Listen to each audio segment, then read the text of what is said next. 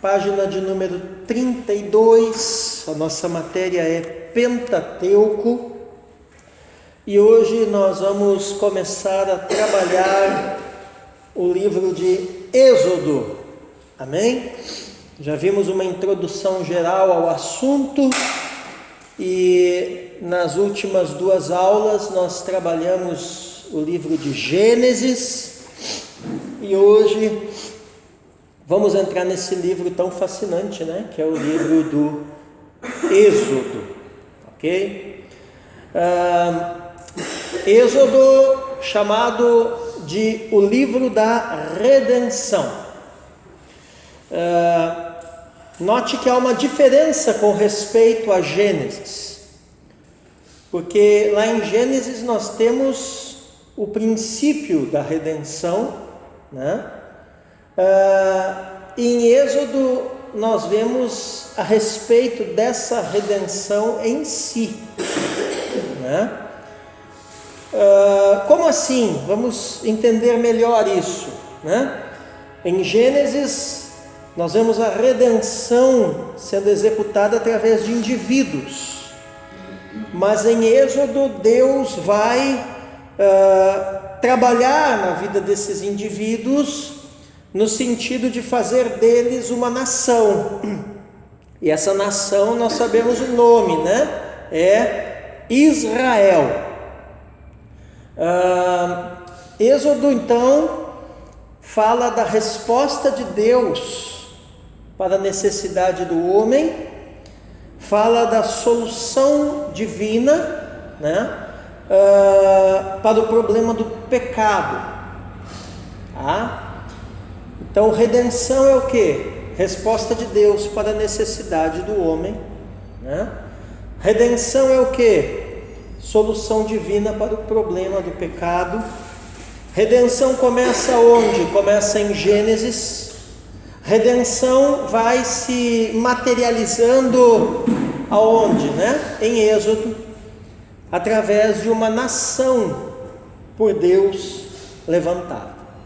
É importante vocês entenderem isso. Por quê? Porque o que o escritor aqui está nos dizendo é a respeito de nós compreendermos o princípio de continuidade que existe entre os livros da Bíblia. Nesse sentido, uma leitura bíblica corrida facilita muito, né? É difícil pessoas que leem a Bíblia assim, que pega lá em Gênesis e vai lendo os livros na ordem que eles aparecem até terminar lá no Apocalipse, né? Até mesmo quando alguém vai ler a Bíblia pela primeira vez, normalmente a gente nem aconselha que tente fazer isso, porque muito provavelmente quando ele chegar lá no livro de Números ou em Levítico, ele vai ser tentado fortemente a desistir, né? Então o que a gente aconselha quando alguém vai ler a Bíblia, sobretudo se é iniciante na leitura bíblica, principiante, né? No Antigo Testamento, normalmente nós direcionamos lá o livro de Provérbios, onde ele vai ler um capítulo a cada dia, e aí tem lá os 31 capítulos, que dá exatamente um mês e tal, né? Ou vamos direcioná-lo para os Salmos, né? No Novo Testamento, vamos direcioná-lo para as epístolas de João, ou para o próprio Evangelho de João. Isso, digamos assim, facilita, né, no sentido de ler a Bíblia, mas dificulta no sentido de que uma leitura assim picada, a pessoa não vai conseguir entender o encadeamento, né? Os livros da Bíblia, eles são como elos de uma corrente, né? Eles vão se encaixando, se encadeando, e vai surgindo uma ordem natural e lógica ali, que nós chamamos na teologia de quê? De história da salvação. Até mesmo quando lecionamos, né, aqui, eu vejo isso na vida de alunos já há muitos anos, né? A grande dificuldade de entender o conceito de história da salvação. E por que muitas vezes até estudantes de teologia como vocês têm dificuldade de entender esse conceito, né? Por que muitas vezes até pastores têm dificuldade de entender esse conceito? Isso deve-se ao fato de serem raras as pessoas que fazem uma leitura bíblica na sequência, na ordem, no encadeamento em que os livros foram posicionados no cânon. E então meio que se perde essa noção da conexão temática que existe entre um livro e outro. Podemos até entender o tema daquele determinado livro que estamos lendo, mas não enxergamos o panorama, né, como um todo, de como aquele livro se relaciona com os demais e vice-versa. Não sei se deu para entender. Então aqui ele começa a introdução ao livro de Êxodo falando, né, exatamente disso. Que é importante então essa conexão entre o Êxodo e Gênesis. Em Êxodo encontramos a saída da nação de Israel do Egito, e da última página de Gênesis até a primeira de Êxodo, pasmem, né? Passam-se uns 430 anos, tá? E nesses 430 anos, quando você termina Gênesis 50 e vai para Êxodo capítulo 1, então ali numa virada de página foi 430 anos de história, né? Ali numa virada de página de 70 e poucas pessoas que desceram com o patriarca Jacó, né, ao Egito e foram para a terra de Gósen lá, e toda aquela história, recebidos por José e tal, né? Dali para o capítulo 1 de Êxodo, de 70, vai ali para em torno de 3 milhões de pessoas. Tá? Então, isso também é importante entender, né? Quando você vai ler a Bíblia com essa perspectiva histórica, né? Isso é uma coisa que realmente só a teologia, só o estudo teológico pode proporcionar, né? Porque muitas vezes nós não entendemos, mas numa simples virada de página da Bíblia vão alguns séculos na cronologia, tá? Então o Êxodo é um livro que narra a libertação de Israel da escravidão no Egito, esse é o grande tema, né? E a peregrinação pelo deserto do Sinai, onde o povo recebe instruções divinas para a vida moral, civil e cerimonial. São os 3 aspectos da lei, né? Você percebe que os 3 aspectos da lei, de fato, são os aspectos da vida, né? A vida humana, ela vai girar em termos de sociedade, né? Seres humanos vivendo e convivendo em sociedade, eles vão relacionar-se nessas 3 esferas, né? Na esfera moral, na esfera civil e na esfera cerimonial, que seria a religiosa propriamente dita, tá? Então você percebe que a lei ela não é só religiosa. Esse é um outro erro que as pessoas cometem, né? A lei de Deus, e aí porque a lei é de Deus e eu tenho Deus como um conceito associado com a ideia de religião, então eu entendo e encaro a lei só como um mero aspecto de uma determinada religião lá dos hebreus, né? Israel, o judaísmo, né?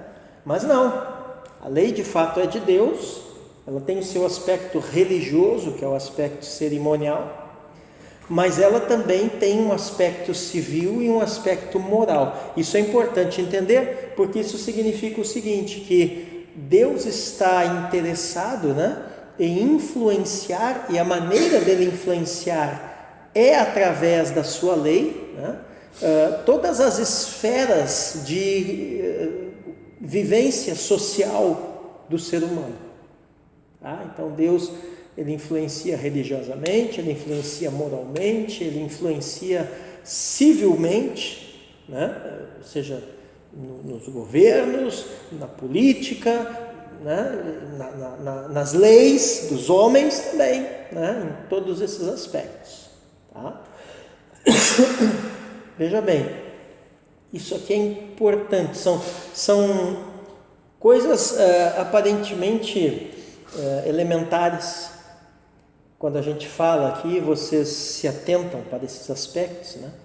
Mas que, via de regra, a igreja, de um modo geral, não percebe essas coisas, né? Os crentes, de um modo geral, não se atentam para esse tipo de coisa. Veja ali, e vai sublinhando ali, né? Este livro narra a libertação de Israel da escravidão no Egito. Esse é o grande tema, né? E a peregrinação pelo Sinai, recebendo instruções. Hoje eu ouvi alguém falar uma bobagem muito grande, né? Eu estava sendo testemunha de uma conversa, né? Que uma pessoa estava tendo com o meu líder de colegiado, né? Meu líder de colegiado foi chamado a intermediar um assunto de um determinado pastor e eu fui chamado como testemunha, né? Tinha nada a ver com isso, mas acabei indo, porque eu não sou de deixar líder na mão, nunca fui, né? E, enfim, cheguei lá e teve lá a conversa e tal, e lá pelas tantas, a pessoa com quem se estava conversando, um rapaz novo ainda, né? Falou muito, usava muito a palavra sistema, né? Sistema, que ele não concorda com o sistema, que ele era revoltado com o sistema, e aí o meu líder de colegiado disse assim: tá, mas o que você entende por sistema? Né? De que sistema você está falando? E aí ele fez uma observação assim, né, muito sem noção, né? Onde ele falou assim que Deus, ele não se move por regras, ele não habita em regras, ele habita e se move em pessoas.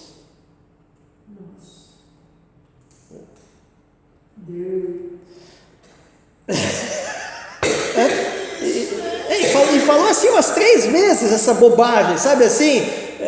O cara assim que tem um par de orelha e faz questão de abanar para mostrar que tem. Então eu não quis confrontar ali, porque assim, o meu papel era testemunha tem que ouvir, não tem que falar, então eu fiquei mudo, entrei mudo, saí calado, né? Fiquei quieto, só ouvindo, né? Mas eu fiquei pensando, como assim, né? Deus não habita em regras, Deus não se move por métodos. Então por que tem a lei de Deus? E por que no Novo Testamento tem a lei de Cristo?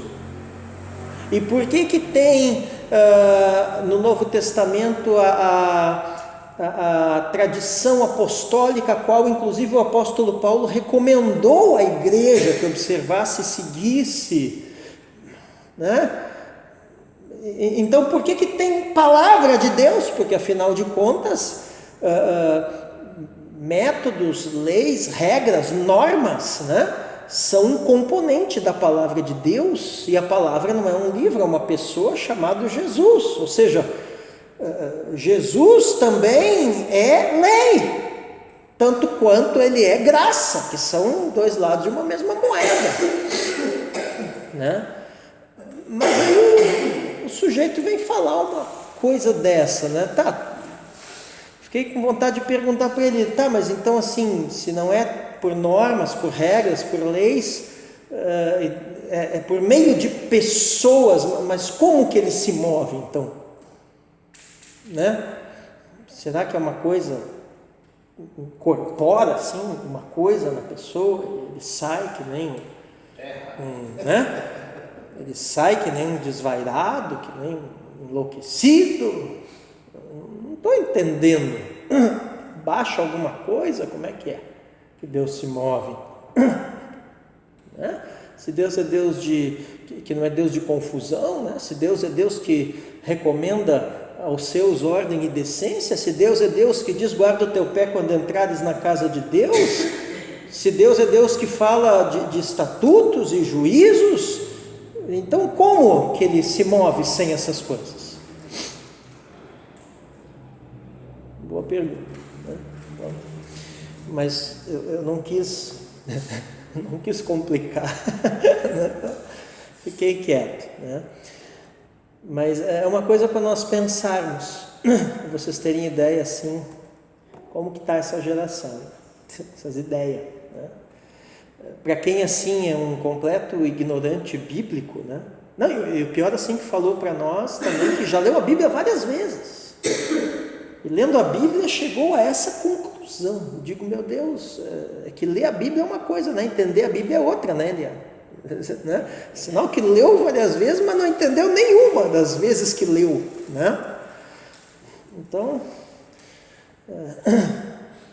título, livro de Êxodo, né? Os hebreus deram-lhe o nome de Ve'elel Shemot, por causa da sua primeira frase: são estes, pois, os nomes.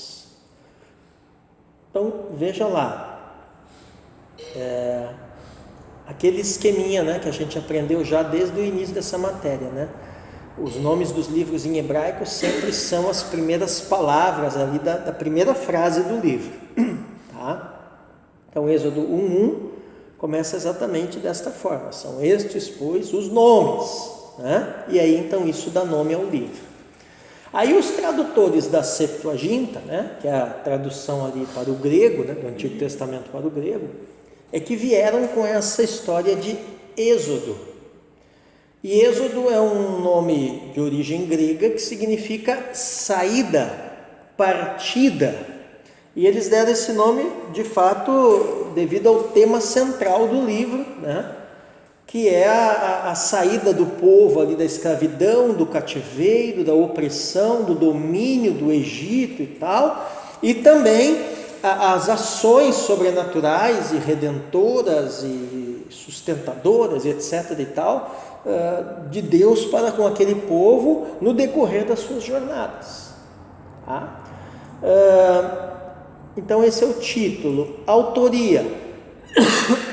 A autoria atribuída a Moisés,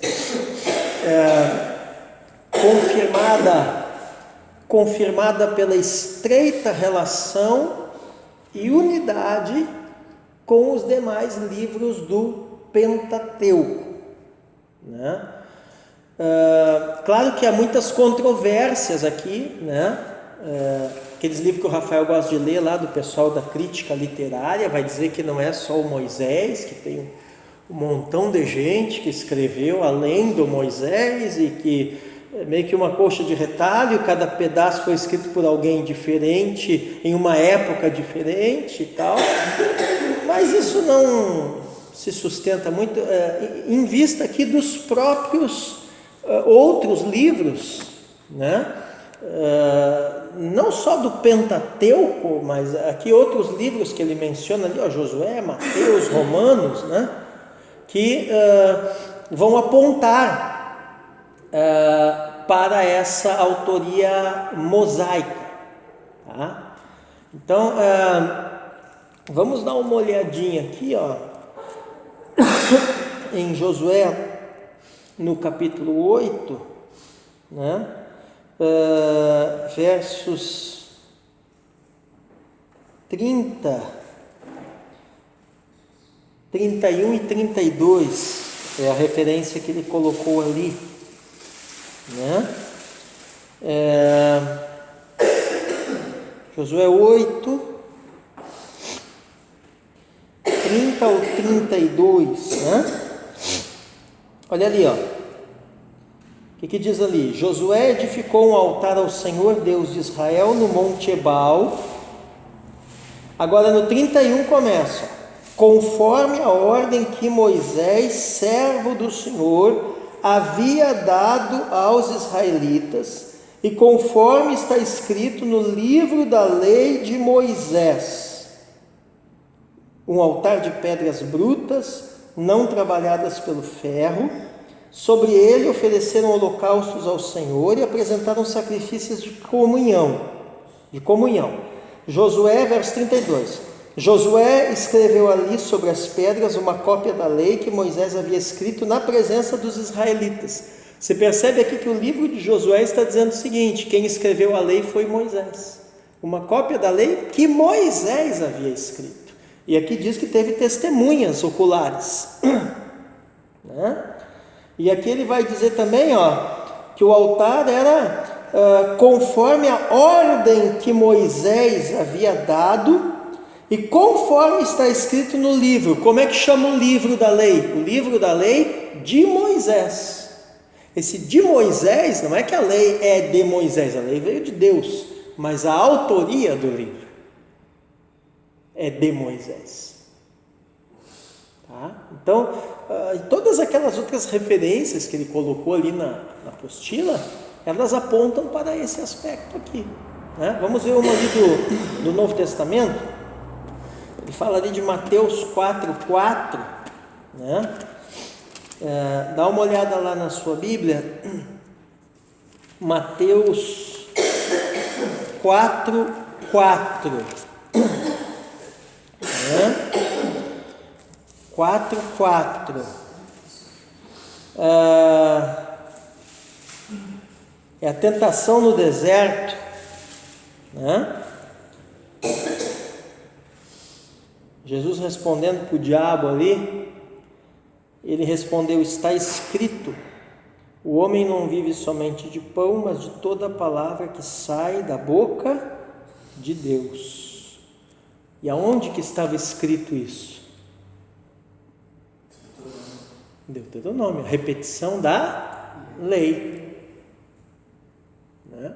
Então você vê Jesus também lançando mão disso, e se não fosse autorizado, se houvesse alguma dúvida, né, Jesus não estaria usando uma referência dessa, ainda mais contra quem ele estava usando, que é contra o diabo. Então, não faz muito sentido, né? Você que leu aí essas coisas do pessoal da crítica literária, você sabe disso, né? Eles fazem muita ginástica mental e lógica e teológica para tentar fazer uma determinada teoria ter uma coerência. E na verdade aquilo lá não tem coerência, né? Quando o mais fácil, o mais coerente é ir pelo caminho mais simples, e admitido uma vez que Moisés é o autor não só do Êxodo, mas de todo o Pentateuco, né?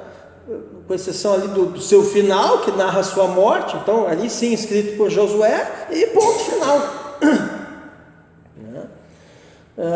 Você vai dizer assim: mas professor, por que eles fazem toda essa ginástica?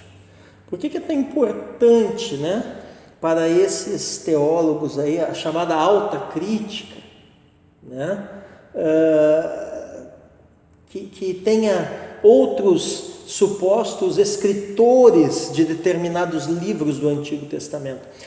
Porque como eles são teólogos cessacionistas. O que é alguém cessacionista? É alguém que diz, pastor Adoni, que os dons espirituais cessaram. Né? E o que acontece? Então eles têm muita dificuldade de entender essa atuação sobrenatural, essa inspiração sobrenatural do Espírito Santo. Sobretudo eles têm muita dificuldade com o dom de profecia. Então, eu vou dar um exemplo. Um cara desses, né, da crítica literária, ele tem dificuldade, por exemplo, com aquela palavra onde Moisés diz assim: se levantará entre vocês um profeta semelhante a mim, porém maior que eu, a ele ouvis. O que aconteceu ali? Moisés profeticamente viu o dia do Messias, o dia de Jesus Cristo. Agora, para um cara desse, ele não entende isso, ele não aceita, na verdade ele não crê.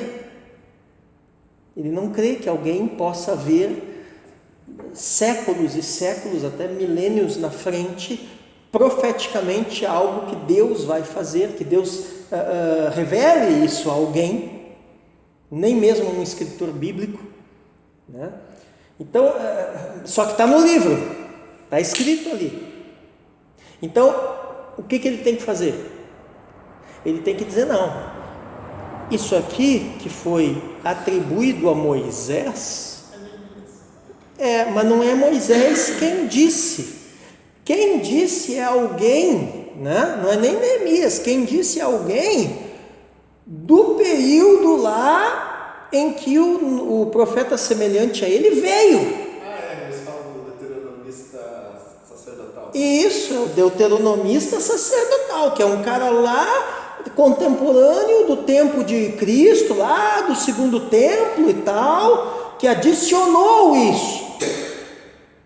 Quer dizer, então eles precisam, devido à questão cronológica, por não crerem na possibilidade do sobrenatural profético, colocar aquilo então como tendo sido escrito por alguém que viu e que decidiu, digamos assim, parece meio que forjar uma profecia, né? E fez aquela referência, e isso entrou depois no livro.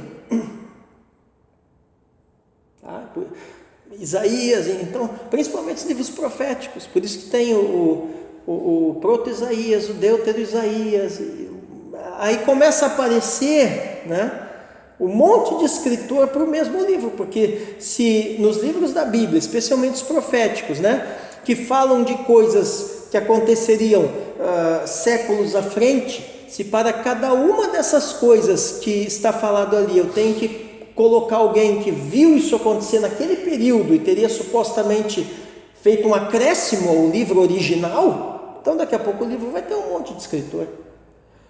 Então não tem sentido, mas isso é a questão da incredulidade do coração deles com relação à capacidade que Deus tem, né, de mostrar e de revelar de fato, né, inspirar os escritores bíblicos com relação aos eventos futuros. Eu não sei se deu para vocês pegarem bem isso, né?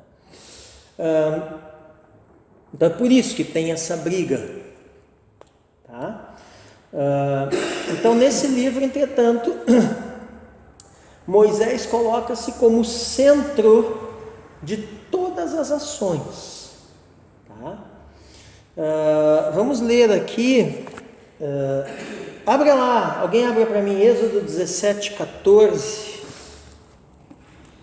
Êxodo 17:14, e alguém abra Êxodo 24:4. Êxodo 17:14, veja lá. Posso ler?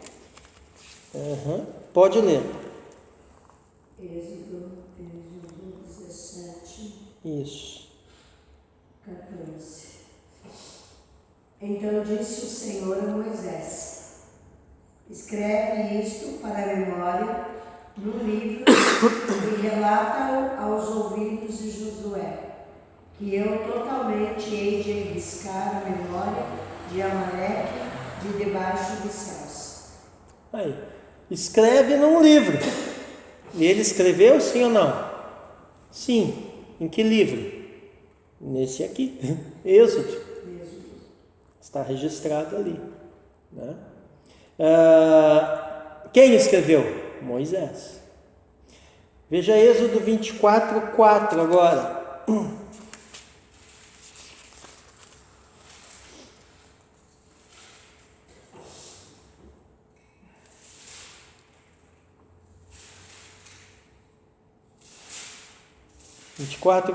de Êxodo. 24:4. Isso. 24. E Moisés escreveu todas as palavras do Senhor. E levantou-se pela manhã de madrugada e edificou um altar ao pé do monte. E edificou um altar ao pé do monte e 12 monumentos, segundo as 12 tribos de Israel. Então veja lá, né? Moisés escreveu o quê? Todas as palavras do Senhor. Onde ele escreveu? No livro da lei de Moisés, que é a lei do Senhor. Né? Quem escreveu? Moisés. Ele é o centro aqui da ação. Né? Toda a ação se dá tendo ele como pivô principal. Né? 25:9 agora. Conforme tudo que eu te mostrar, para modelo do tabernáculo e para modelo de todos os seus móveis, assim mesmo o fareis. Veja bem, ele fez? Fez. Fez como? Conforme o modelo mostrado. Amém? Então nós vemos aqui não só Moisés escrevendo, como Moisés também executando no sentido de confeccionar coisas, construir coisas, né? Claro que teve gente aqui que a própria Escritura vai dizer, né, que Deus deu sabedoria e habilidade, né? Mas você percebe que o grande mestre de obras de tudo isso, vamos dizer assim, né? O grande arquiteto de tudo isso é o Moisés, né? Tudo é via ele. Isso aqui mostra princípio de liderança, né? Quer dizer, todo o povo trabalha num projeto, né, para Deus, mas precisa trabalhar na coordenação de alguém. Alguém recebe a visão, né? E esse alguém vai coordenar outros para que essa visão, que não é dele, mas é de Deus, e por Deus recebida, se execute. Quando que temos o caos? Quando todos alegam ter recebido uma visão. E aí nós temos divisão. Né? E aí dois juntos não andam, se não houver acordo, e todas aquelas coisas que vocês já conhecem. Então assim, é aquela velha história, né? De todo mundo querer ser chefe, mas ninguém querer ser índio. É complicado. A pastora não tem problema com isso, mas eu tenho, né? Então, assim, é complicada essa história, né? Mas Deus falou comigo. Tá, mas Deus não é bipolar, né? Ele fala uma coisa para a liderança da igreja, e aí fala outra coisa para a irmã não sei das quantas, fala outra coisa para o porteiro, fala outra coisa para não sei mais quem, né? E aí assim, de repente está no mesmo arraial, mas cada um trabalhando em prol de uma coisa que supostamente Deus falou, mas não se harmoniza. Na verdade, na maioria das vezes nós vemos isso acontecer, né? São visões concorrentes, né? E aí o que acontece quando cada um puxa para um lado? Não se chega a lugar nenhum.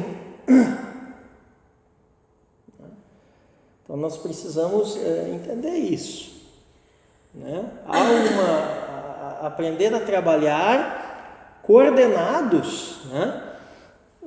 Com a visão de liderança que está nos mentoreando, né? Hoje mesmo recebi ali no meu WhatsApp uma pessoa que fez uma proposta muito boa para uma determinada ação aqui na cidade, né?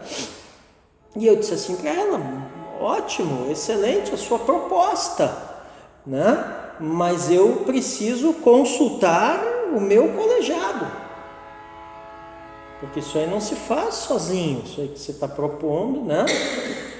E apesar de eu ter um grau de autoridade, né, como líder também de um colegiado e como líder até de um grupo de trabalho dentro desse colegiado, né, mas eu me reporto a alguém.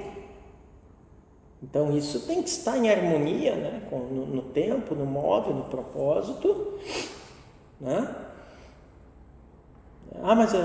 Mas a gente recebeu uma direção do pastor fulano, né, que é um grande intercessor e tal, e guerra espiritual e é da equipe, andou com a equipe de não sei quem.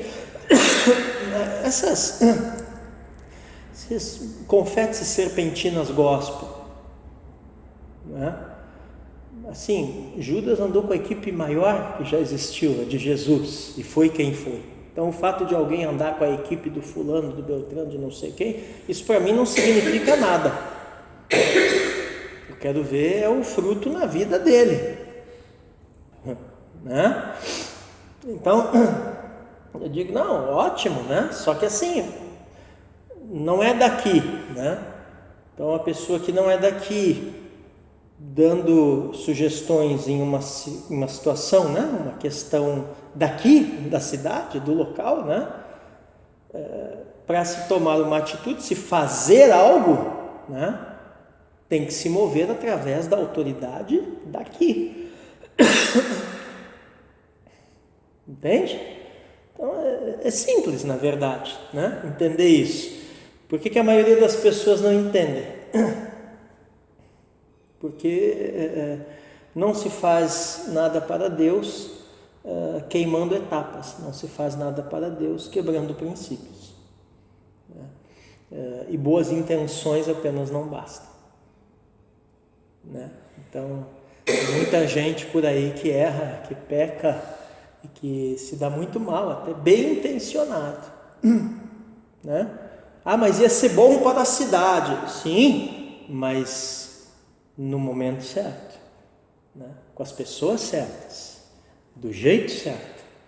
Não porque alguém, não sei, da equipe de não sei quem falou. E aí nós vamos tudo sair correndo fazer, né? Então eu falei para essa pessoa, digo, ótimo, né? Interessante, mande minhas orientações, né? Que fulano te disse, as impressões que fulano teve, né? Que nós também não vamos desconsiderar, né? E isso vamos levar lá para o colegiado. E aí vamos decidir se faz, se não faz, quem faz, como que faz, tá? Então isso serve para a igreja local.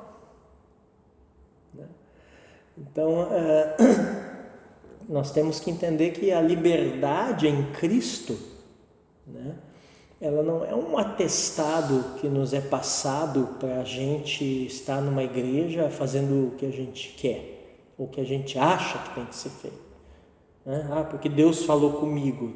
Mas espera aí, né? Deus falou comigo, mas aí entra naquilo daquele mocinho lá de hoje de tarde, né? Mas tem um modus operandi da coisa, tem uma metodologia, tem uma norma, tem uma maneira de se fazer. Né? Entendeu? Quer dizer, né? Nas coisas simples da vida, né? Tipo assim, nós temos que entender que a necessidade não justifica a quebra de protocolos. Se fosse você, até anotava isso, né? A necessidade não justifica a quebra de protocolos, né? Tipo assim, eu tenho necessidade hoje de uma compra, que pastora, de uns R$1.000 mais ou menos? Já ajuda, né? A necessidade não justifica a quebra de protocolos, né? Então hoje eu tenho necessidade de uma compra, por exemplo, uns R$1.000, mas eu não vou entrar lá dentro do mercado com a pastora e pegar tudo que eu quero e sair sem pagar. Ah, mas eu preciso, Deus falou comigo. Eles vão me prender. Havendo Deus falado ou não, eu serei preso se eu fizer isso.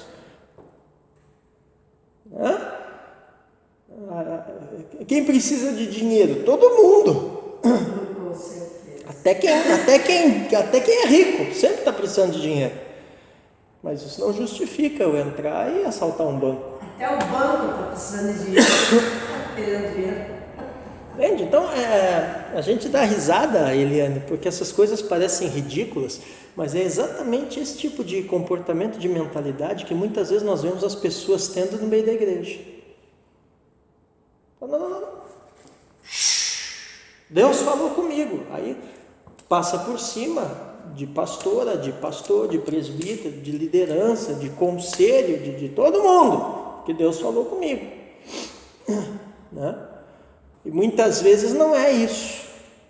Professor, mas o senhor não acredita que Deus fala? Eu acredito demais, mas o que eu tenho visto muitas vezes não é Deus falando coisa nenhuma, é a pessoa ouvindo vozes, e aí justifica colocando Deus na equação, né? Fala, Eliane. Porque quando a pessoa fala assim, Deus falou comigo, mas passa todo mundo, qualquer pessoa fala com ela, menos Deus, né? Deus não quer isso, né? Deus quer obediência, claro, né? Que você seja humilde, que você obedeça. Pode ser que Deus falou comigo, mas eu falo com o meu pastor, né? Claro. E falo com ele, converso tudo aquilo e ele vai me dar uma direção se é realmente aquilo que se for Deus que falou comigo. Claro, Exatamente. claro, né? É que muitas Igual vezes... aquela coisa que você me contou lá do colega que pediu tanto emprego, está trabalhando, agora Deus mandou sair do emprego. Imagina. Tivemos uma situação um tempo atrás de um conhecido nosso, né? Estava numa situação muito difícil aí, né? Deus abriu uma porta de trabalho, assim, um trabalho formal, de carteira assinada e tudo, tem criança pequena, né? E a gente via ele passando um aperto, né? Inclusive eu ajudei a orar, muitos oraram, nos alegramos quando ele foi aprovado lá na entrevista de emprego e tudo, né? Foi mandado pela empresa para Curitiba, fez 1 mês de treinamento. Quer dizer, imagina o investimento da empresa num cara. Estava trabalhando aí, fazendo escala e tudo, feliz. E assim, ainda estava, pelo que eu vi, ainda estava na experiência, né? Então assim, eu perguntava, e aí, já está sozinho e tal? Né? Não, ainda estou trabalhando com, né? Porque eu ainda tenho que aprender bem. É um serviço bem técnico, assim, na área operacional, um serviço perigoso, né? Como eu falei, o salário não é dessas coisas, mas ganha, né? Periculosidade, salubridade, adicional, hora extra, toda essa coisa, né? E assim, aí esses dias eu estava conversando com um outro colega nosso e eu fui surpreendido pela notícia que ele simplesmente pediu demissão da empresa. Bueno, nem esquentou banco, pediu demissão. O que aconteceu? Aí o meu colega disse, não, ele disse que Deus falou com ele. Aí eu não entendi, eu disse assim, eu acho que Deus deve de fato ser meio bipolar. Eu acho que Deus não tomou o gardenal naquele dia, porque se ora para Deus abrir a porta, Deus abre a porta, bota o cara lá, aí o mesmo Deus que abriu a porta te botou lá, 3 meses depois vai te falar para tu sair? Não estou entendendo a equação. Então, agora uma coisa eu sei, né? Esse é um que não conta mais com a minha oração, né? Por motivo de emprego, porque assim, vocês me conhecem, eu e a pastora Dona, a gente é muito bonzinho, mas comigo você erra uma vez só, não vai ter segunda chance, errou, dançou, né? Não oro mais por emprego para ele. No caso, ele fez por conta, porque ele assim, não foi até o Senhor, né, para receber uma direção se realmente era de Deus. Mas assim, não é membro, é uma pessoa, não é da minha igreja, assim, eu não posso revelar muito, mas e nem é membro de igreja, é um outro nível, mas está debaixo de uma cobertura, e assim, já chegou, né? Saí, só vim informar, Deus falou comigo. Já chegou com o moço. Quando chega com o prato pronto, né? Assim, a gente que é macaco velho no ministério, chegou desse jeito assim, eu só chacoalho a cabeça, porque o que eu vou falar? Se Deus falou contigo, o que eu tenho a dizer? Tá bom, nada. Tá? Amém, Jesus. Deus ajuda você, homem. Não? Deus, como dizia aquele o seu Oswaldo do Alho, como que ele dizia para você? Deus abençoe você, Ele filho. abençoe você, filho. Né? Essa palavra assim, valeu. Entende? E assim, irmãos, eu não sei assim, ó. Porque isso, claro que existe em todo lugar, né? Mas eu vejo assim que é uma coisa muito recorrente aqui na nossa cidade. Essa história do Deus falou comigo, essa história do pular de galho em galho, de galho em galho, galho em galho. Eu não sei porque em outras cidades que eu vivi, né? Que eu exerci ministério, não como pastor titular, mas como auxiliar, mas enfim, exerci, né? Você não via isso. Então isso é uma coisa, assim, eu vou dizer para vocês, eu tenho 26 anos de Paranaguá, mas até hoje eu não me acostumei com isso aqui em Paranaguá. Porque eu e a pastora, a gente vem de um estilo de igreja, sabe? Que é assim, ó, o cara nasceu naquela denominação e ele morre lá. Entende? Ele nasce, cresce, envelhece, tem os filhos, apresenta os filhos, batiza os filhos, casa os filhos, netos, bisnetos, morre lá. A gente vem de uma cultura de igreja, eu e a pastora, que é assim, para uma pessoa mudar de denominação, tem que ser uma coisa muito, assim, uma hecatombe, assim, né? E o cara muda de igreja. Agora, aqui em Paranaguá, né? Basta alguém não cumprimentar ela no fim do culto, pronto, sou mais segredo. Né? Pronto, não, Deus falou, né? Então assim, não estou dizendo assim que você está acorrentado a uma denominação, uma igreja pelo resto dos seus dias, não estou dizendo isso, mas assim, essa coisa, sabe, vocês já viram isso? Tem gente que troca de igreja, parece que está trocando de cueca, cada dois, gira, roda, tudo quanto é igreja, tudo quanto é denominação, tudo quanto é ministério, e o pior de tudo, né? Às vezes faz todo esse giro e acaba desviado. Isso é o pior. Eu conheço gente aqui em Paranaguá que passou em tudo quanto é igreja e está desviado. Não é igreja, que trabalho mesmo. E normalmente a gente vê isso, né? Vocês já perceberam isso? Quando a pessoa é assim com relação à igreja, muitas vezes também é assim com relação a outras coisas na sua vida, né?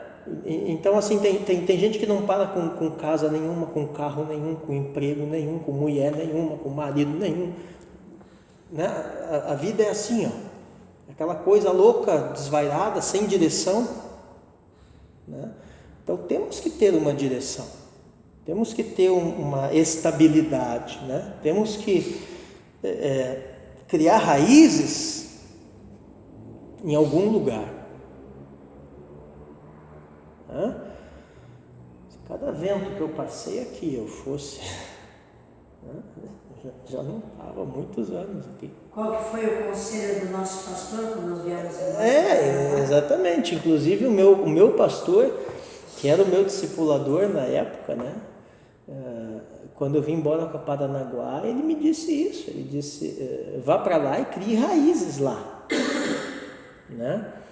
Porque assim, tinha uns pastores na época, eu era pastor de denominação, né? Tinha uns pastores assim que não paravam em lugar nenhum do estado do Paraná. E eles não eram vistos com bons olhos na denominação. Esse cara não para em lugar nenhum. Toda hora tinha que estar transferindo ele de igreja. Entendeu? Porque assim, parecia que ele meio que não sabia o que queria. Então, quando eu falei para o meu pastor, né, eu tive o privilégio de poder escolher, né? Eu falei que eu vinha para Paranaguá trabalhar como pastor auxiliar na área de ensino na época, né? Ele disse, ok, vou te abençoar, mas vá para lá e crie raízes. E eu estou aqui há 26 anos, não é 26 dias, né? Então nós temos que essa estabilidade, entendeu? Então eu vejo muito isso aqui em Paranaguá, a história de gente que é muito instável, não é estável. Isso não é bom, né? É que nesse caso que eu falei do emprego agora, desse meu conhecido aí, um amigo meu, né? Imagina um troço desse, né? Eu fico imaginando o gerente dessa empresa, imagina, né? Um mês, a empresa investe no cara para um treinamento e dali tipo 2, acho que não deu 2, 3 meses, o cara chega e diz, tô saindo. Obrigado aí! Né? Imagina a chanchada que esse gerente não deve ter levado. Se é que não mandaram o gerente embora. Além de ter mostrado o currículo, quando quiser trabalhar, Claro. vou olhar. Claro, quer dizer, imagina um troço desse, amanhã depois, né, eu acho assim que o cara não tem um pino frouxo mesmo. Amanhã depois precisa voltar a trabalhar, o que você acha que uma outra empresa vai fazer? Vai pedir referência. Esses caras davam sorte, não sei o que acontece. Oi? Esses caras pra que davam sorte. Deus, esses caras fazem uns negócios desse aí e chamam o miserável e não chamam outro que leva a sério. Sim, pois é. Exatamente. Mas a sorte Eu não na empresa que eu trabalho, meu Deus, o pessoal que diz que esse cara é bom, o cara é tragédia. Só bota o pé pela mão, só arruma treta. Só faz confusão. O melhor, eu fico. Mas isso é um outro sinal. Isso é um outro sinal. Isso é um sinal o quê? Que essa confusão, essa inversão de valores, essa falta de estabilidade, ela não está só nos níveis mais baixos, na base da pirâmide, ela está lá em cima também. Isso vem de cima para baixo. Tem empresas que são assim, tem empresários que são assim, tem gerentes que são assim. Quer dizer, então isso é um problema social, isso atinge toda a sociedade. E por quê? A gente sabe, né? No fundo, isso é o pecado, a influência do pecado. As pessoas estão andando tão sem direção que muitas vezes o que nós estamos falando aqui, que é o anormal, acaba virando o normal. Pois é, e na questão do crente tem isso muito bem detalhado, de ter uma iluminação divina de proceder. Eu vi uma situação dentro que eu fiquei abismado. Porque o cliente está pagando, o cliente tem sempre razão. Eu não consegui entender que ele chega com determinada pessoa com autoridade e fala assim, não quero esse cara aqui mais. E daí a pessoa não vai acatar. Não, porque é o melhor, porque é não sei o quê, porque é o meu braço direito, porque... Nossa, meu marido fala isso, porque era, entendeu? Porque tipo assim, você considera a pessoa assim. Vamos supor, tem uma imagem de fulano assim. Aí chega o contratante e fala, esse cara é assim, assado, inclusive frito, está com 2 anos aqui dando problema, não quero mais. Não é nem problema que dizer no meu braço direito, porque daí quem não, né? Claro. Eu que não sou trouxa. Claro. Né? Claro. Eu fico bem quietinho. Né? Eu não vou falar que o braço direito está olhando. Você é perfeito, então o que é perfeito? Teu braço direito aleijado. E todo aquele perrengue lá de serviço, de coisa que estava em risco, foi por causa disso, que o contratante ficou tão aqui. E ficou muito procurou outra empresa, só não saiu porque o pessoal lá bateu o pé, enfim, algumas pessoas de posição de forte influência lá falaram, não, os meninos deixa aí e tal, enfim, né, a maioria tá bom, mas depois a gente resolve isso aí. Sim. Né, mas por quê? Porque a questão simplesmente que as pessoas não estão levando em consideração é uma coisa que se chama princípio de honra. É princípio de honra, porque tanto faz eu estar aqui como estar lá. Se meu patrão manda aqui para mim, eu obedeço o princípio de honra. Posso até não concordar, mas obedece. Mas obedeço. Né? Pode ser, vai dar errado, obedeço. Agora, em cima também tem que funcionar, porque a partir do momento que eu recebo para fornecer algo, e alguém que está me pagando para fornecer algo chega a me falar, eu não estou gostando disso, eu queria empurrar isso lá abaixo de quem está me pagando. Sim. Isso não existe. Claro que não. E a questão, você veja só, a A questão de saber se colocar no seu lugar, né? Porque assim, como eu falei, eu respondo a um colegiado. No colegiado, os outros são meus pares. A mesma consagração e autoridade pastoral que eu tenho é a que eles têm. Mas eu me submeto ao colegiado, né? Por quê? Porque existe um princípio de honra, entendeu? Por mais que eu não concorde com algumas coisas, né? É mais ou menos o lance lá, né? Que você vê a grande papagaiada disso aqui, quando lá a Miriam e o Arão, né? Não, mas Deus também fala conosco, né? Nós somos irmãos de Moisés, né?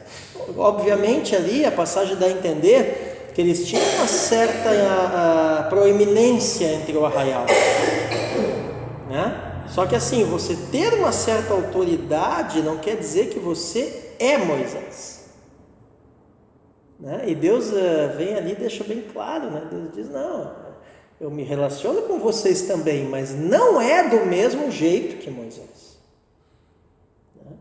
E assim, é aquela coisa, se eu te dou uma direção e tu erras seguindo a minha direção, isso pode acontecer, mas a responsabilidade é minha. Por quê? Porque eu te dei a direção. Agora, se eu te dou a direção, tu diz, joga no lixo, Deus falou comigo, e segue a tua própria direção, e der errado, a responsabilidade não é minha, a responsabilidade é tua. E não quero jogar para mim, não. Por quê? Porque tu seguiu a tua direção. E é isso que as pessoas não entendem. As pessoas querem seguir a sua própria direção e daí responsabilizar os outros. Então, assim, obediência é coisa de gente inteligente, vocês estão me entendendo? Por quê? Porque quando eu obedeço, na pior das hipóteses, se der errado, o ônus não é meu, é de quem me deu o comando, é de quem me deu a direção, é de quem me deu a ordem, não é meu. Entende? Então, gente inteligente obedece. Vamos lá. Breve panorama aqui do livro de Êxodo. A saída dos israelitas da escravidão egípcia. A causa imediata do êxodo foi a opressiva servidão a que os israelitas estavam sujeitos pelas leis dos faraós do Egito. Os descendentes de Jacó haviam se multiplicado tremendamente, é o que diz Êxodo 1:7, né? Vamos ler. E os filhos de Israel frutificaram, aumentaram muito e multiplicaram-se e foram fortalecidos grandemente, de maneira que a terra se encheu deles. E aí o que acontece? Eles se estendem pelo país e eles vão causar um receio daqueles faraós. Lembrando que esses faraós aqui é uma outra dinastia, né? O Egito passou por umas reviravoltas político-militares, né? Sofreu uma invasão de um povo nômade do deserto, que é os Ixos, e esse povo dominou o Egito e estabeleceu uma nova dinastia de faraós. Então, o faraó que conheceu José e tal, não tem nada a ver com esses Ixos, né? Agora, o faraó da opressão, né? E o faraó da libertação, né? Que aí já é um outro, né? Aí eles já são descendentes desse pessoal aí, né? Então, por isso que eles observam o quê? Que os hebreus vão se multiplicando pelo país e eles começam, com esse aumento dos israelitas, a achar que daqui a pouco ia ter no Egito mais israelita do que egípcio. Isso aí é tipo assim, gaúcho no Mato Grosso, né? Então tem lugar assim que pode ser do Mato Grosso, mas às vezes a cidade tem mais gaúcho do que Mato Grossense, por exemplo, né?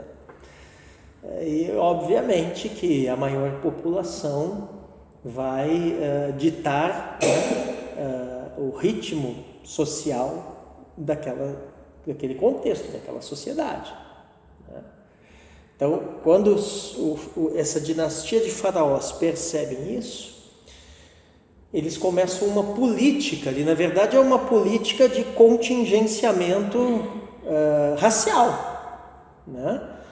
Para impedir os israelitas de aumentar. Então, primeiro, o que eles fazem, né? Trabalhos forçados. Bota o pessoal para trabalhar como escravos nas obras públicas, né? É o Êxodo 1 ali. Vamos ver do 8 ao 14. Olha lá, Êxodo 1. 8 a 14.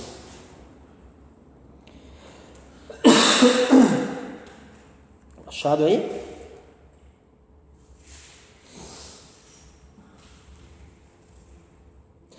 Surgiu então no Egito um novo rei que não conhecera José.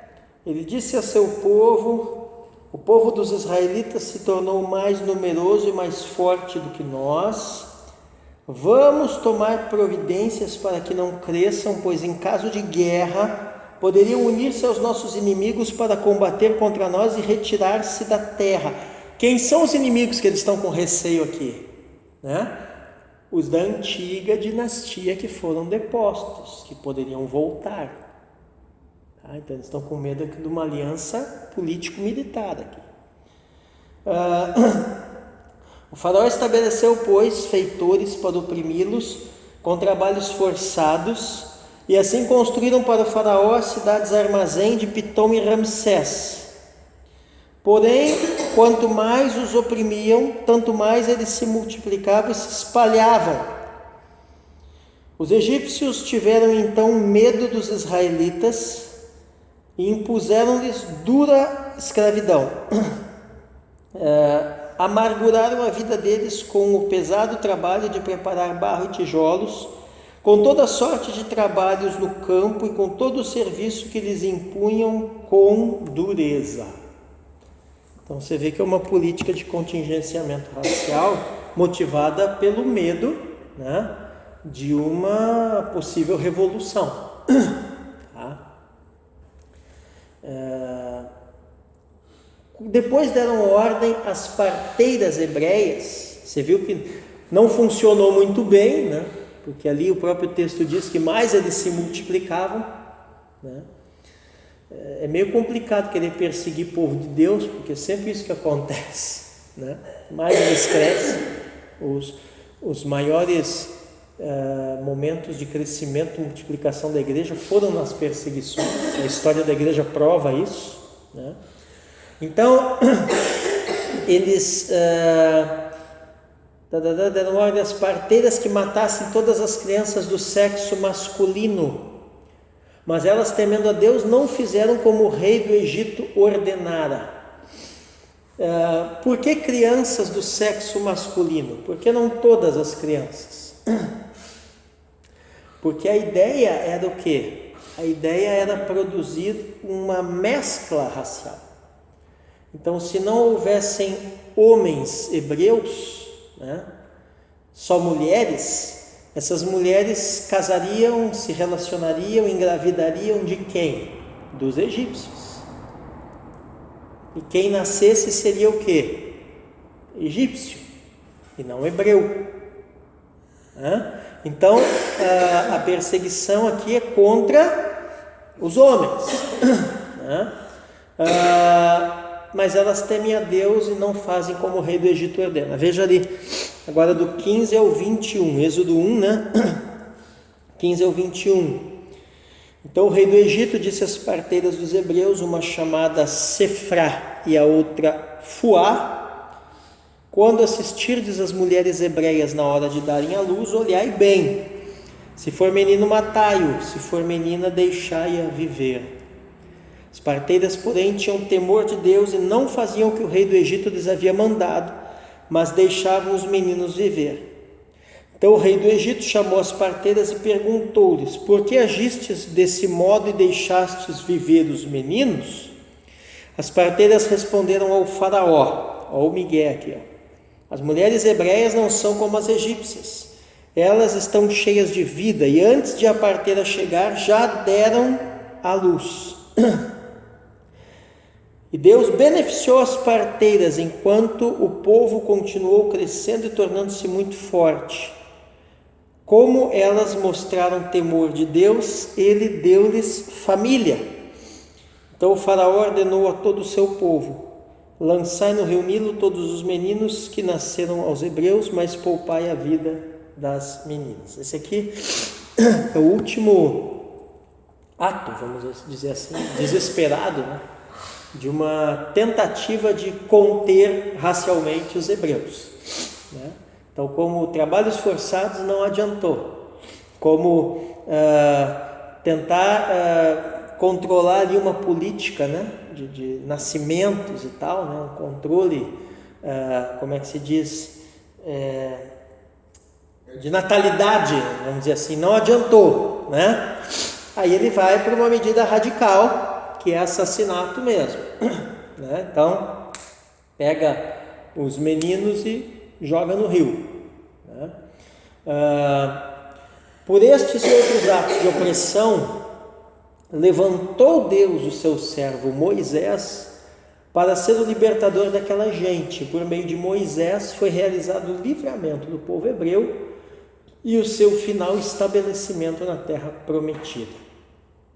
Depois que os israelitas se estabeleceram em Canaã, parece que as relações entre Israel e o Egito foram amistosas durante algumas gerações, permanecendo ainda essa amizade no tempo de Salomão, que fez um tratado comercial com aquele país, casando ele próprio com uma princesa egípcia. Então veja lá, 1 Reis capítulo 3, verso 1, vai narrar esse acontecimento, né? 1 Reis 3, 1, diz assim, ó, 1 Reis 3, 1: Salomão aparentou-se com o faraó, rei do Egito, ao tomar por mulher a filha do faraó. Ele a trouxe para a cidade de Davi, enquanto se concluía a construção de seu palácio, da casa do Senhor e do muro ao redor de Jerusalém. Nós sabemos que esses casamentos de Salomão são alianças políticas, e não casamentos motivados por amor ou alguma coisa assim, né? Inclusive foi a razão da ruína dele, né? Agora veja 1 Reis 10, 28 e 29, né? Diz assim: os cavalos de Salomão eram importados do Egito e de Coá. Os comerciantes do rei adquiriram-nos de Coá por preço de mercado. Importava-se um carro do Egito por 600 ciclos de prata e um cavalo por 150. E assim eram revendidos a todos os reis dos heteus e de Arã. Então veja ali que o reinado, né, de Salomão tinha uma atividade ali de comércio exterior muito forte, né, na compra e revenda, né, de carros e cavalos. Então estava no ramo da concessionária, né? E da onde vinha isso? Do Egito. E por que vinha de lá? Não só porque a mercadoria era boa, né? Porque tinha tratado comercial. Por que tinha tratado comercial? Porque ele tinha aliança de parentesco com o faraó, por ser casado com uma das filhas do faraó. Tá? Então, tipo assim, como que isso é visto também aos olhos de Deus, né?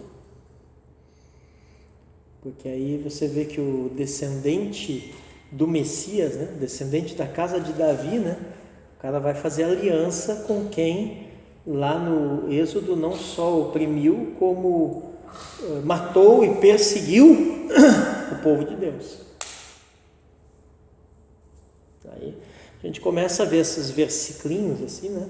Começa a entender também por que muitas coisas ruins, né, aconteceram ali com o Salomão no final ali da vida dele e depois com a descendência, né? O negócio do reino dividido, né? Roboão, Jeroboão, por que aconteceu aquela coisa toda, né? Então é aquela coisa, né? Assim, precisa se influenciar, né, na política, precisa se influenciar no comércio, nos negócios, precisa, mas essa influência não pode ser a custo, né, de negociar princípios.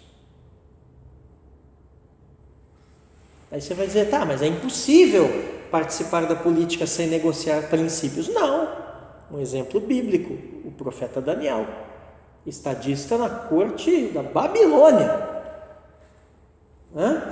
Sim, a nossa administração municipal aqui, em termos de corrupção, comparado com a corte da Babilônia, os babilônicos iam dar risada disso aqui, né?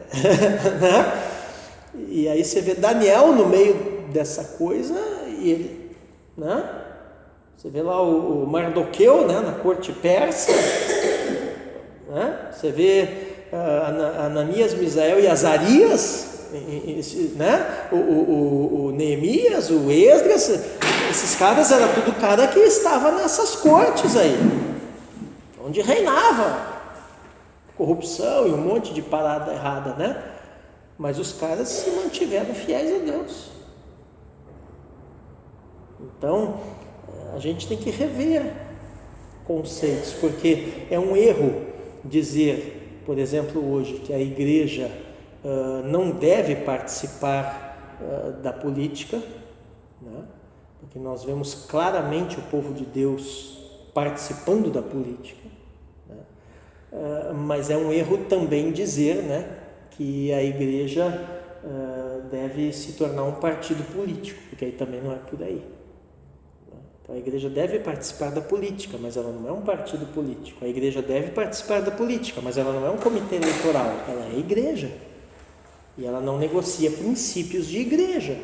A igreja deve participar do comércio, mas ela não é uma agência, um entreposto comercial, uma agência de comércio exterior, alguma coisa assim. Ela é a igreja, né? A igreja deve participar das finanças, mas ela não é um banco, ela não é uma casa de câmbio, ela é a igreja.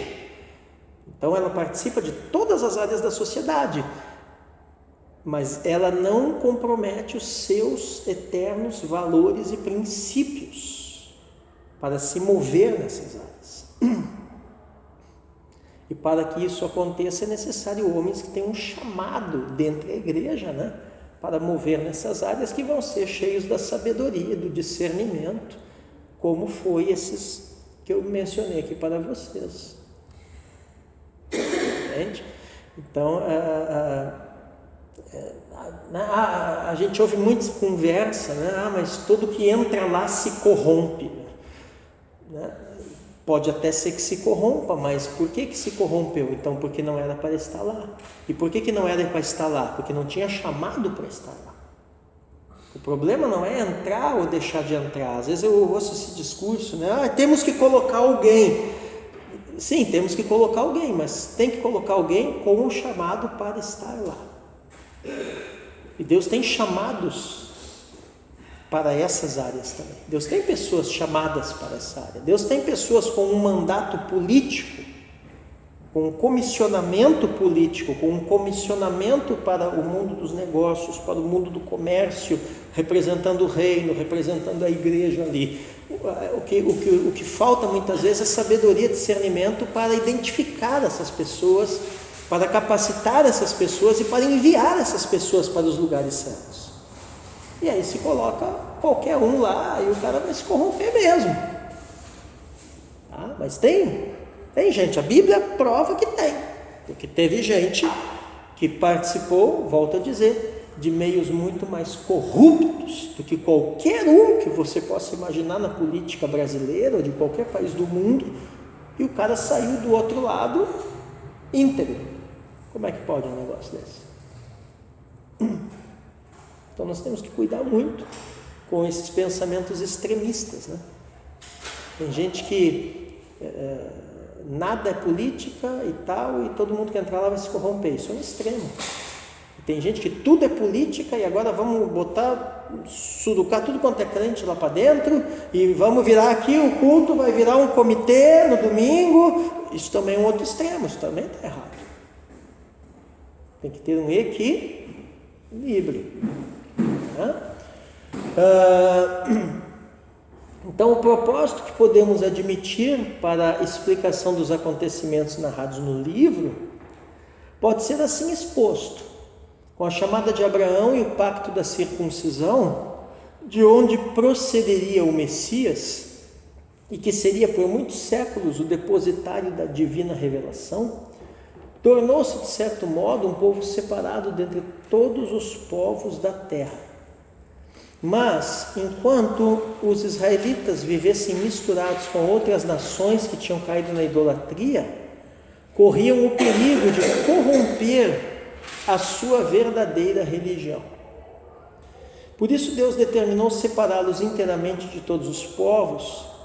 Permitiu então Deus, para a realização do seu plano, que os hebreus fossem duramente escravizados e oprimidos, como consequência da política dos egípcios, pela qual foi transformada uma vida de abundância em casa de servidão, sendo obrigados os israelitas a clamar por libertação. Ele está dizendo aqui que tudo que aconteceu então foi plano de Deus, justamente para tirá-los, né, do meio de outras nações, e tal, começando pelo próprio povo egípcio. Foi-lhes dado no tempo certo um libertador. Moisés assumiu o seu chamado não por escolha ou vontade própria, sublinhem isso, mas sim por encargo do Senhor, que se revelou a ele como Deus da aliança. Então, isso está nos capítulos 2, 3 e 4 de Êxodo, né? Você acha que alguém vai querer ser libertador? Só se for louco da cabeça, né? Você vê realmente, vou dizer uma coisa para você. Você vê quem realmente tem chamado para o ministério, o cara que quer fugir. O cara que quer fugir não tem o chamado. Agora, o cara que se oferece, entendeu? Vocês conhecem gente assim? Não pode ver uma coisa que ele já está ali, né? Ele já quer ser o líder, quer ser o coordenador, quer ser, nem se tiver um cargo, tiver um reconhecimento, então, para já o negócio. Quer ser o pastor, o apóstolo, o bispo. Hoje eu fiquei sabendo de um aqui em Paranaguá. Fiquei sabendo de um aqui em Paranaguá que estava tenteando aí para consagrarem ele a apóstolo, mas aí não deu muito certo, a pessoa não quis consagrar ele a apóstolo, né? Aí consagrou ele a bispo. Não é apóstolo, mas no meio do caminho. Sério? Tá? Tem gente que não tem chamado. Porque gente que tem chamado é que nem o Moisés. Sai fora de mim com isso. Entendeu? Ministério no popular, né?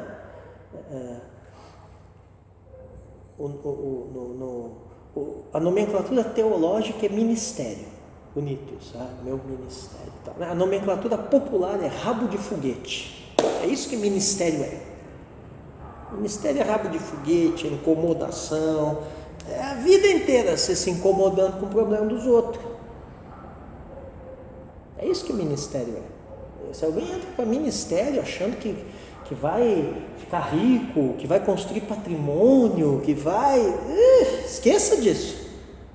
Mas tem gente por aí que fez. Estou falando ministério de verdade. Esqueça isso. Né? Mas ministério é chamado, né? Ministério é desafio. Faça sol, faça chuva. Tá ali. Tem o que comer, não tenha. Tá ali. Tenha dinheiro, não tenha. Tá ali. Entendeu? Tá ali. Né? Dê lucro ou não dê? Tá ali. Entendeu? Então assim, eu nem faço mais essa oração, eu já perdi a conta, irmãos. Eu desisti. Deus falou assim, não vou te ouvir, não fala mais isso daí. Eu já cansei de fazer essa oração, o Senhor me livra desse negócio. Tira dessa roubada. E o Senhor faz assim, ó. Não. Entendeu? Porque o cara que tem ministério mesmo, ele está doido para sair fora. E isso é bíblico. O Moisés não queria nem chegar perto. Lembra os profetas lá? O Elias, esse pessoal aí? Basta, Senhor. Não aguento mais. Me leva. E aí aquele miserável daquele anjo vai lá no meio do deserto, cutuca e diz: levanta, come, bebe. Né? Ainda é longa a tua jornada. Vontade de pegar e torcer o pescoço daquele anjo. Né? De repente Elias pensou: pô, agora o anjo veio me liberar, né? Não. Mas está morto. Não, né? Entendeu? Então, olha, meus irmãos, não é fácil. Vamos, deixa eu só terminar esse pedacinho aqui. Falta muito? Onde é que vocês estão? Que página vocês estão? Ih, vai longe ainda. Vai no Vai demorar. 34? Espera aí, a pastora está com essas histórias de café. Amor, vai demorar. Não, aqui ó, termina aqui, só esse pedacinho. Que pedacinho, Guilherme. Em seguida, os israelitas são guiados e disciplinados pelo Senhor, que se revela a eles por meio de um misterioso esplendor.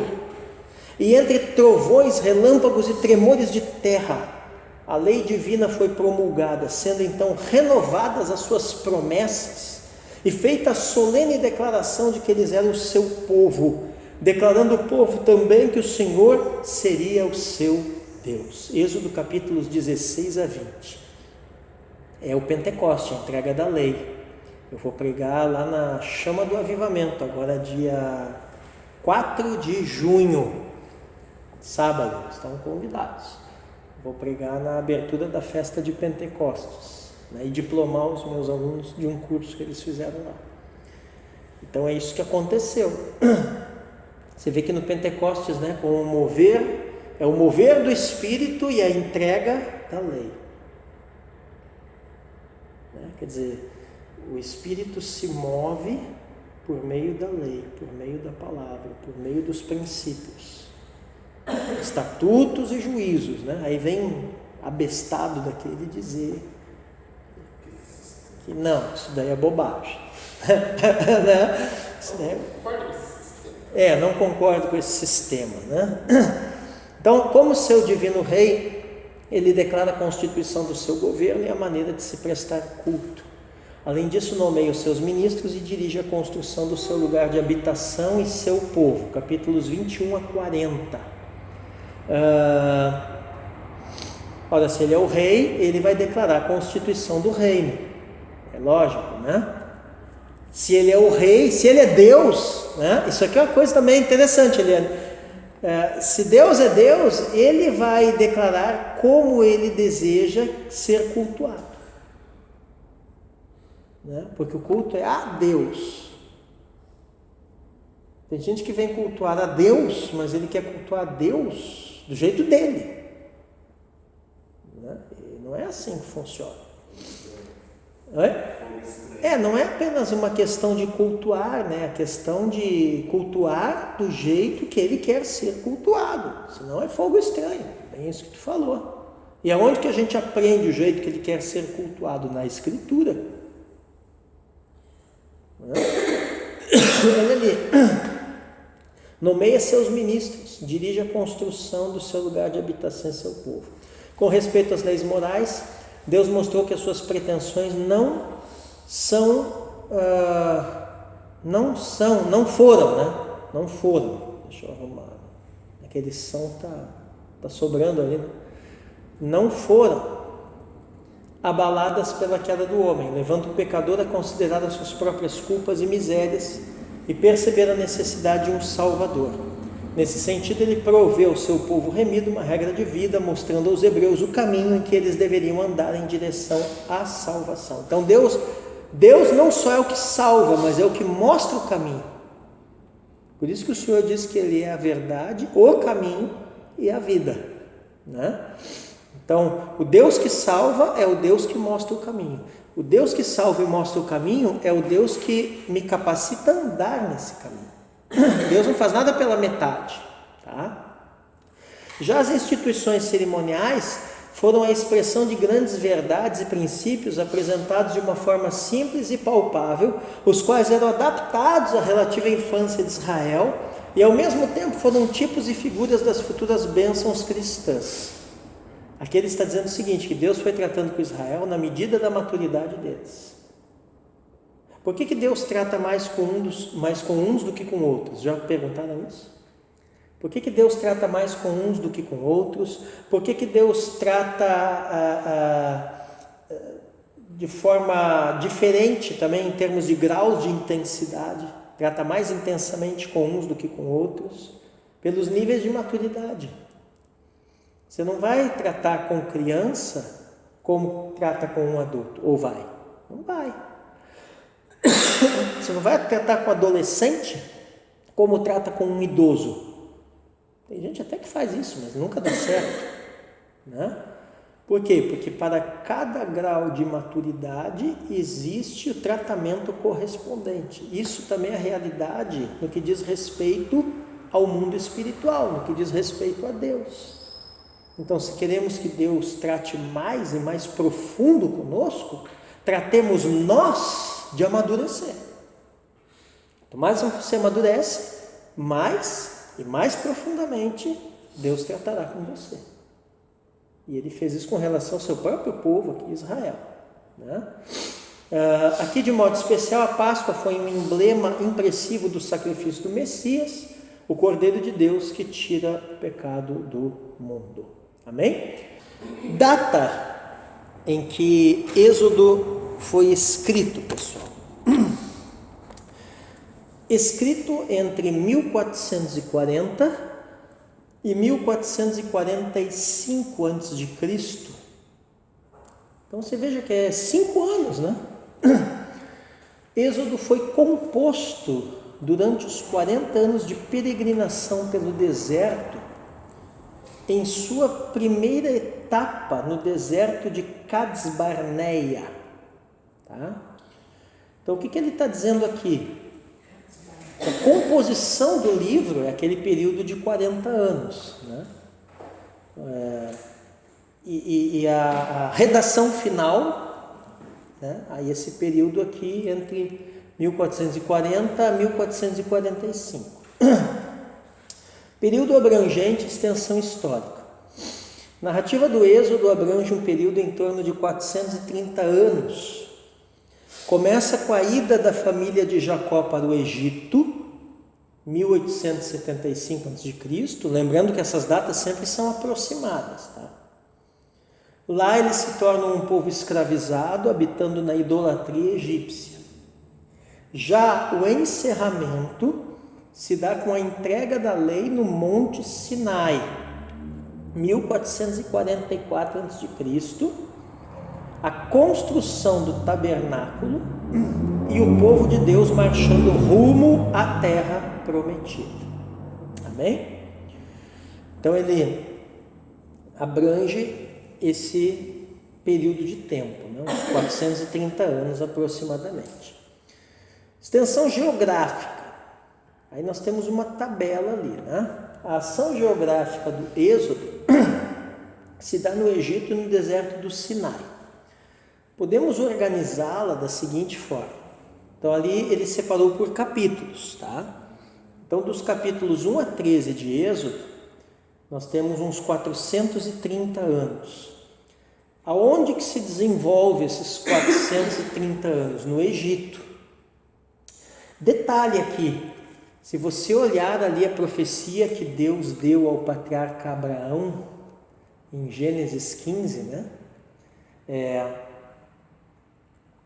Saiba, pois, que te multiplicarei, tua descendência poderosamente, e se levantará um povo e os escravizará. Se você olhar lá, Deus cantou a bola para Abraão, né? Só que lá ele diz assim: 400 anos depois os tirarei com mão forte e braço poderoso, né, do Egito. Só que aí você olha aqui, 430 anos. Por que mais esses 30 anos que eles tiveram que viver em escravidão? Já se perguntaram isso? Ou nunca tinham? Eu li essa passagem a respeito, mas eu tinha no mercado da minha mente que era 430 a promessa de quando Deus contra a bola. Ou eu linkei já pensando no Êxodo. Sim, é que tu estava com o texto do Êxodo. Está aqui, ó. Tá vendo? Acho que é Gênesis 15, né, que Deus fala. Deixa eu ver. Promessa. Ó, Gênesis 15, verso. Deixa eu olhar aqui que as letrinhas pequenininhas. Verso 13. E o Senhor disse a Abrão: fica sabendo que teus descendentes viverão como migrantes numa terra que não lhes pertence, o Egito, né? Serão reduzidos à escravidão e oprimidos durante 400 anos. Mas eu julgarei a nação que eles haverão de servir e depois sairão dali com grandes riquezas. Foi o que aconteceu. Mas por que durou 430 anos? Se Deus havia falado 400. Porque esses 30 anos aqui é a bobagem que o Moisés faz lá matando o egípcio. Lembram? Que ele mata o egípcio, esconde na terra, o corpo é descoberto, e aí ele tem que fugir do Egito, porque senão ele iria ser preso, julgado e morto. E aonde ele ficou esses cerca de 30 anos? Lá com o Jetro. Teve um propósito nisso? Sim, até certo ponto teve, né? No sentido então de que toda aquela tradição oral, né, que ele usou depois para Gênesis e tudo, ele recebeu de Jetro. Tá? Mas você percebe então que uma atitude por impulso, impensada, precipitada dele, querendo no braço, né, livrar o povo da escravidão, indignado, né, porque o cara estava batendo num hebreu, lembram? Essa atitude prolongou a escravidão do povo que ele queria libertar mais 30 anos. Por quê? O povo já estava pronto para ser liberto aos 400 anos.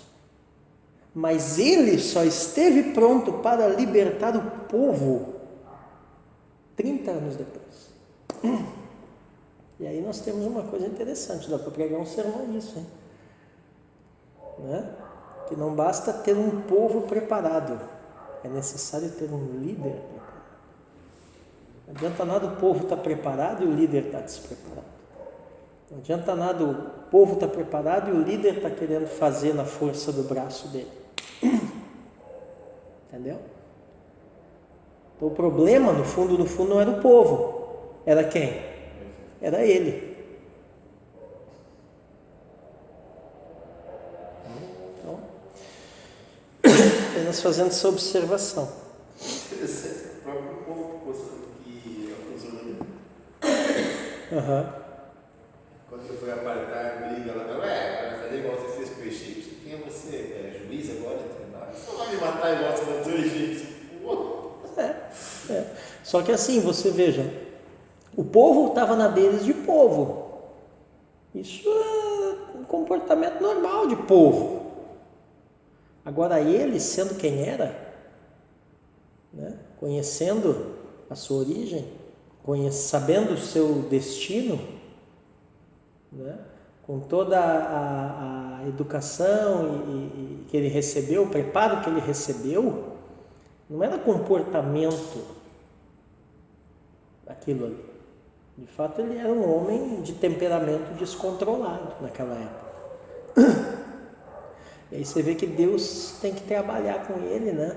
E daqui a pouco, lá adiante, você vai ver Deus falando assim, que não tinha homem mais manso que ele.